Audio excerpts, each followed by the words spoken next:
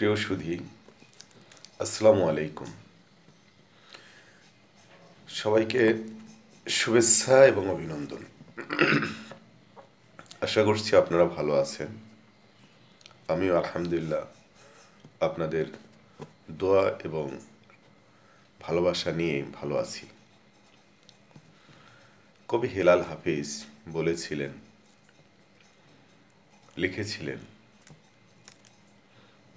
এখন যৌবন যার, যুদ্ধে যাওয়ার তার উপযুক্ত সময়। কিন্তু আমি যখন রাস্তা দিয়ে হাঁটি, চারপাশটা দেখি,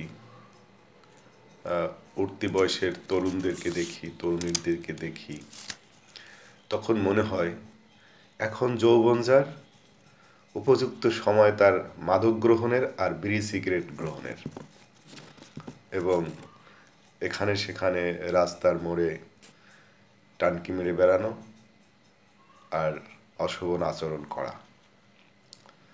দেশের যুব সমাজ ধ্বংস হয়ে যাচ্ছে, মাদকাগ্রস্ত হয়ে যাচ্ছে এবং তাদের কোনো লক্ষ্য নেই, উদ্ভ্রান্তের মতো তারা চলাফেরা করতেছে। এই যে বিপুল জনসম্পদ ধ্বংসের পথে চলে যাচ্ছে, কেউ তাদেরকে ব্যবহার করছে এবং কেউ ধ্বংসের পথে ঠেলে দিচ্ছে, এ নিয়ে কারো কোনো মাথা ব্যথা আছে বলে মনে হয় না। এই যে আগামীর ভবিষ্যৎ, তারা যে পথে চলছে তাতে কেউ সন্দিগ্ধ হচ্ছে কিনা যে আসলে আমাদের প্রজন্মটা কোন পথে যাচ্ছে। আবার ওদিকে কেউ কেউ আক্ষেপ করে বলছে যে আমরা অর্ধ শতাব্দী পার হয়ে এসেও একটা জাতি হিসাবে মেরুদণ্ড সোজা করে আজও দাঁড়াতে পারছি না। আসলে এর সমস্যা কোথায়, বাধা কোথায়? অথচ আমাদের সভ্যতা আস্তে আস্তে নিম্নগামী হচ্ছে।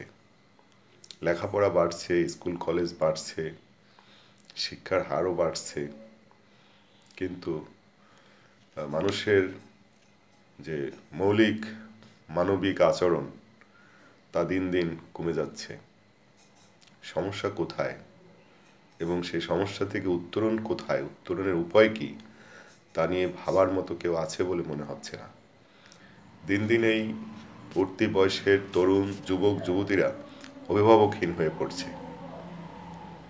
তারা যা খুশি তাই করছে, যেমন খুশি তেমন ভাষা ব্যবহার করছে, যেমন খুশি তেমন নাগরিক জীবনে সমস্যা সৃষ্টি করছে, কিন্তু তারা অনিয়ন্ত্রিত।